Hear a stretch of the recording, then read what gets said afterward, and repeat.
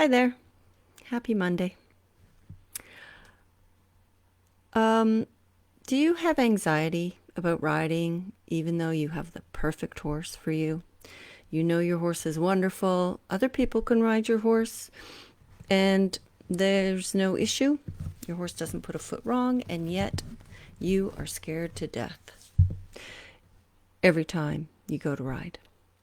Well, today I'm going to give you some answers for why that's happening, why you haven't been able to change it, and what you need to do to be able to change it and feel confident so you can enjoy every ride. I'm Ann Gage, the horse riding confidence coach, and I help anxious riders get back in the saddle with confidence and joy.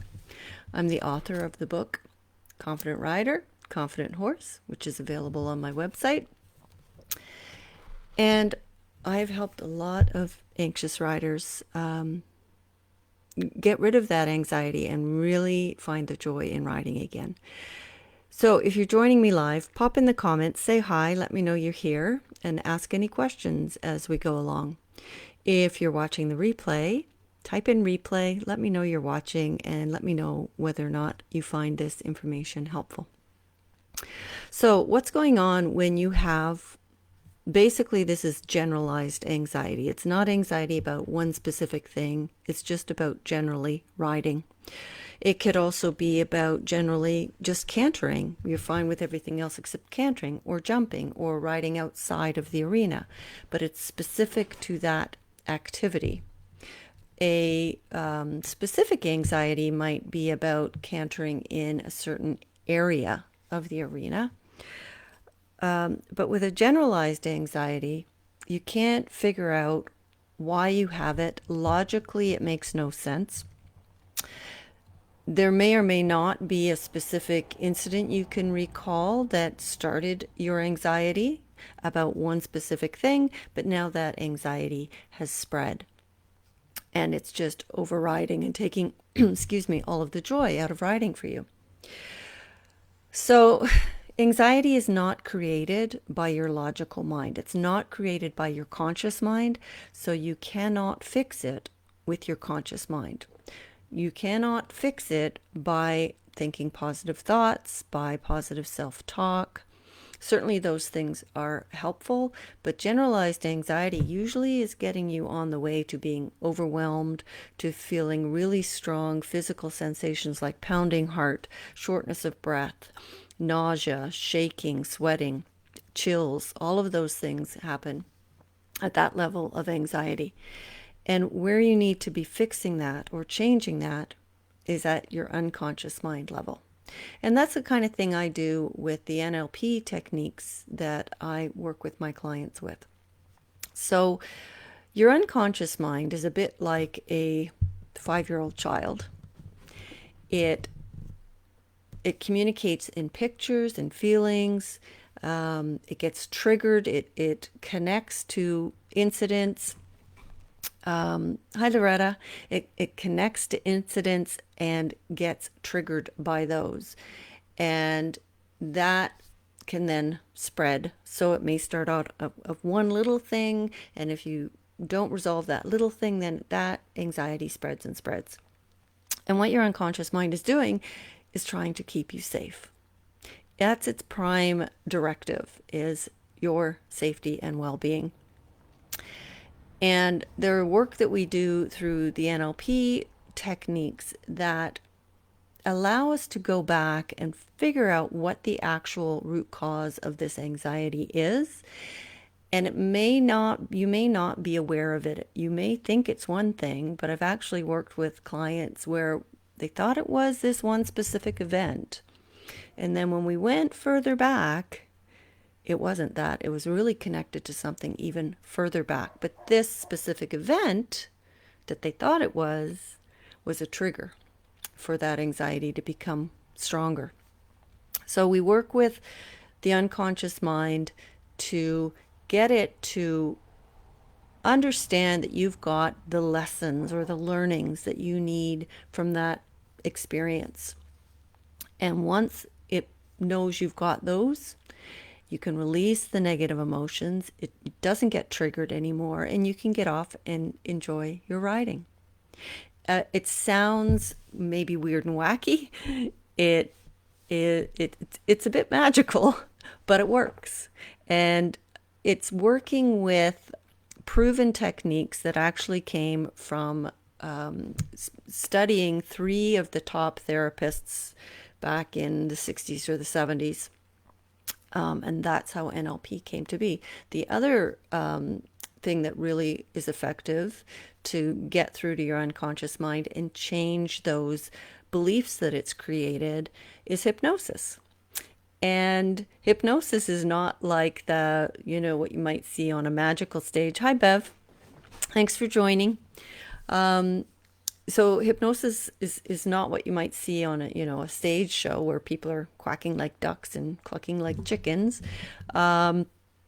It's a very powerful tool that we actually use ourselves without realizing it. We go into self-hypnosis. So if you're really deep into reading a really good book, have you ever been there where you sort of get lost in that book, or you get lost in a movie or a TV program?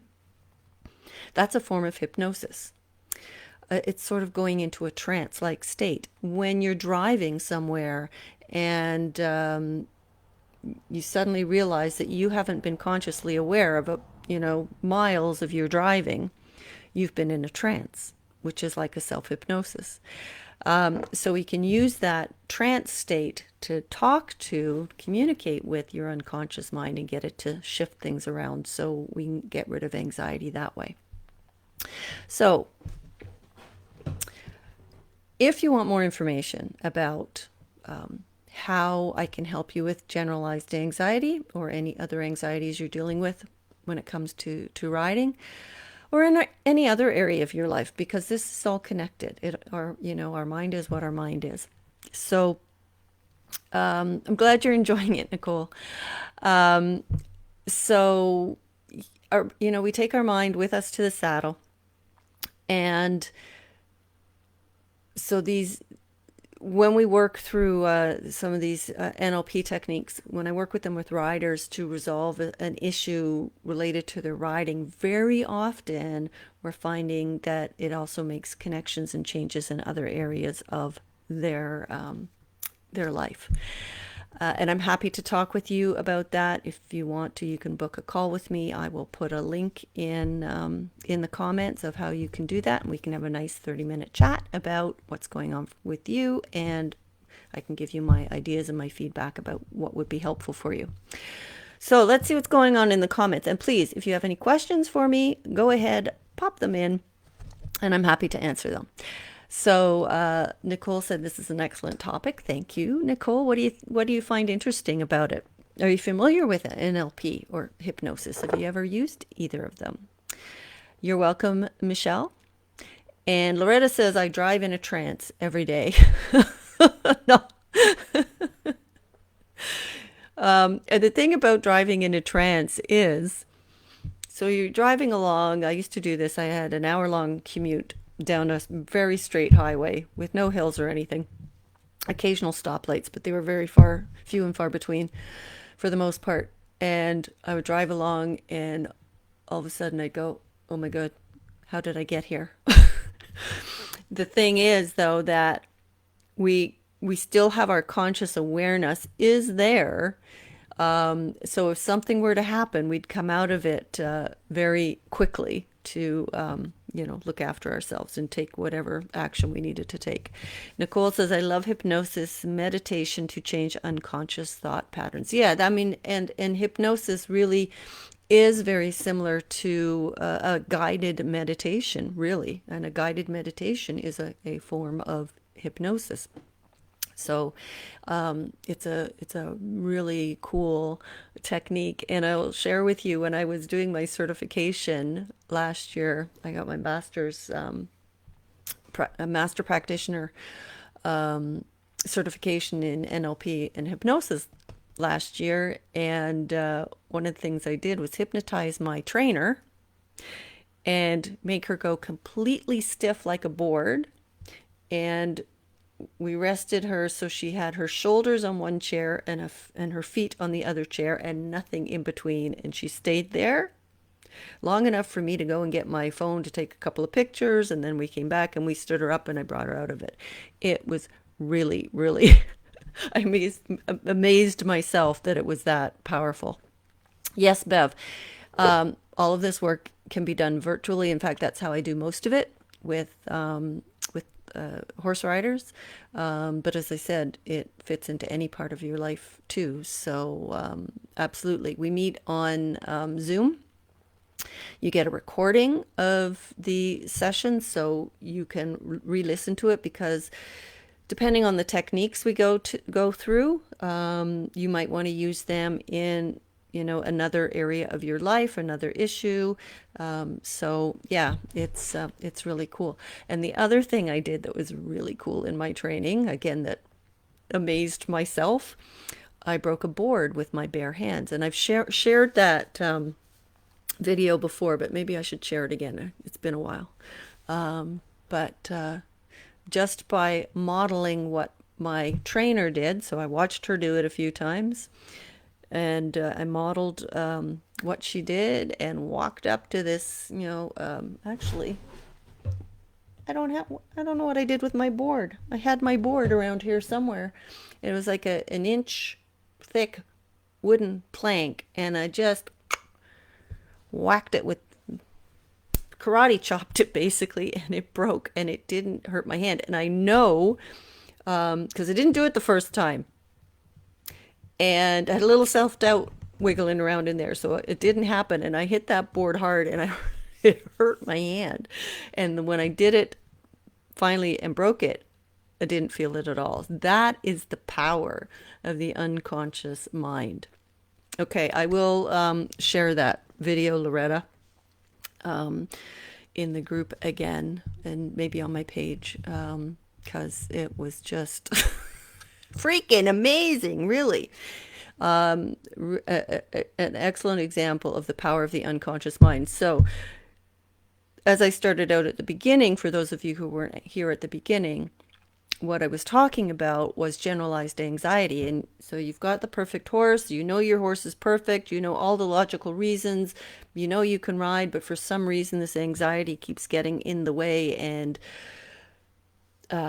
it brings on really strong feelings, physical feelings, like the racing heart, the short, shallow breath, and all of that.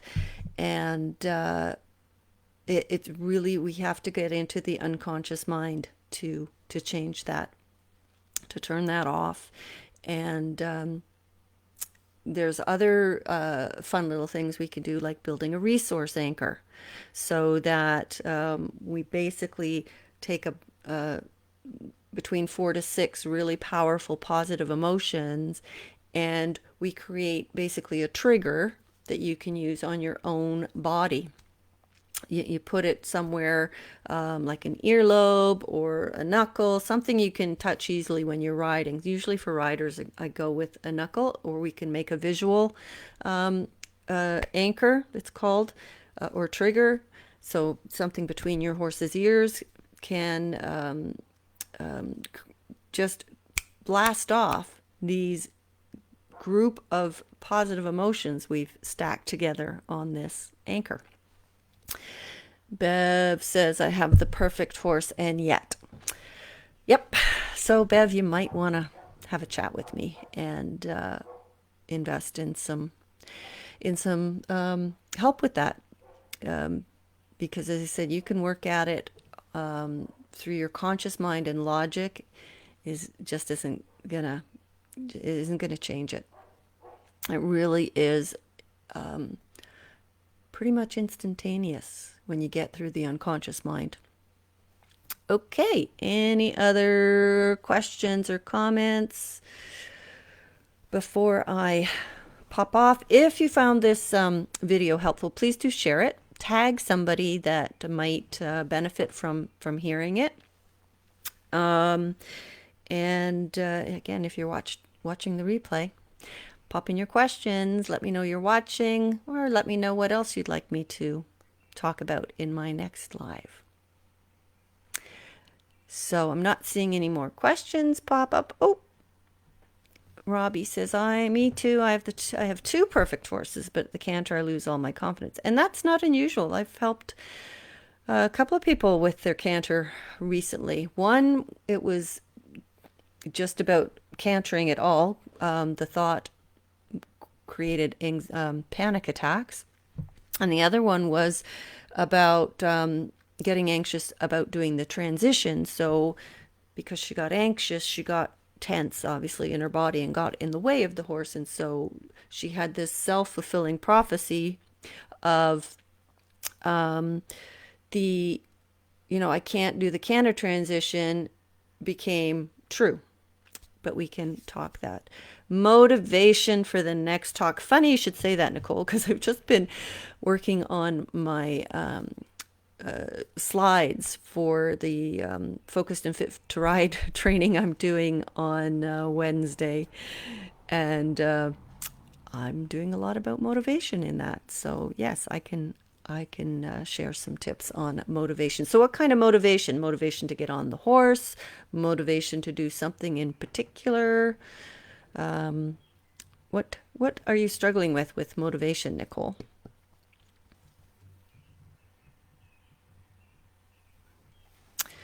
I'll just wait, see if you pop a answer in. I think there's like a 20-second delay from when you type it in to when I see it. Oh, Loretta, more stuff about positive reinforcement and clicker training from the saddle. Okay, it's on the list. That's good. Because that works really well too, doesn't it? Trail riding. What about trail riding, Bev? You're welcome, Suzanne.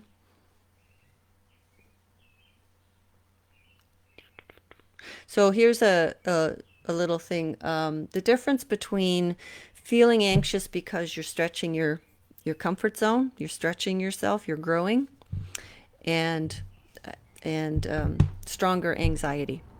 So I used to be afraid or feel a little anxious about doing Facebook Lives. And then back in April, I set myself a challenge to say, I'm going to do one every day and not worry about what I look like or sound like or whatever. I'm just going to go live every day in April. And I did. And it became easier and easier. And now I don't get anxious about doing them. Sometimes I prepare notes and sometimes I just wing it. So that's an example of doing something a little bit uncomfortable, something new. There's a bit of learning. And that you can do logically. You create a plan and you just say, just get over yourself and do it. That works. So if you're dealing with that level of anxiety, you can push through. But if it's more than that, if it's that heart racing, palpitations, shaking, sorry, another cat for you guys today. This is Marigold. She doesn't want me to show you to the camera, show her to the camera. Anyway, when it's that stronger level of anxiety where you're getting overwhelmed, that's where you really need to get the unconscious mind involved and sort it out. Aw, thanks, Loretta. I'm glad you enjoy them because it's really hard when you're talking to your own face. So I really appreciate guys showing up and interacting and typing things in the comments because then I know that what I'm sharing is useful to you, and that's why I'm doing them. So Marigold is here telling me it's her dinner time. And rubbing her face on my laptop. So I'd better go feed the animals. I'm glad you're learning so much, Robbie. Well, Marigold was a little foundling. Here she is. Here she is. See that cute little face? She and her brother were, I think, had just opened their eyes when their mother either died or abandoned them in my friend's barn. And I brought the two of them home and bottle fed them, and they've led a very sort of sheltered life. That's why she doesn't get along with my other two cats. We lost JR. Marigold's about 8 years old now, so she's still has her little quirks. like she likes to suck on fingers because she was bottle fed. So that's her story. Yes, Suzanne, baby steps. Always baby steps for rebuilding your confidence. And sometimes those steps might feel like they're teensy weensy, that you're not really doing much. But, and the same for building confidence with horses, too. This teeny tiny steps is the best way to go. And eventually those steps get a little bit bigger and a little bit bolder. And it all comes together when we're paying attention to the journey, not the destination. All right. Thank you again for joining me. If I don't see you on a live before, I will see you probably next Monday for my next live and see which cat shows up for that one. Have a good evening, night, morning, wherever you are in the world. I'll talk to you again soon. Thanks for joining me.